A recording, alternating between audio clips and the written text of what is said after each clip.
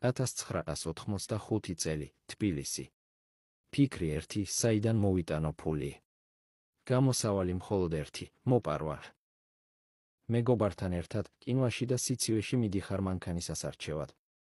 თბილისის ერთ-ერთ უბანში, სადაც ბობოლები ცხოვრობენ, არჩევ მანქანას. ცდილობ კარი ისე გააღო, რომ არც მანქანა დააზიანო და არც მეზობლებმა შეგამჩნიონ. მანქანა მოგყავს უბანში და სანამ ფარეხში შეიყვან ზედაპირულად ათვალირებ. ფარეხში შეყვანის შემდეგ იწყებ საგულდაგულოდ შემოწმებას ნომრების გადარტყმას და გასაყიდად გამზადებას. გასაყიდად გამზადებულ მანქანაში ჯდებით და მიდიხარ სოხუმის მიმართულებით მანქანების ბაზრობაზე. ბაზრობაზე მისულს უკვე კლიენტი გვიახლოვდება და ათვალიერებს მანქანას დეტალურად. შენ კი შენ მეგობართან ერთად ისე საუბრობ, თითქოს ეს მანქანა ქარხანამ გაჩუქა კარგი შრომისთვის.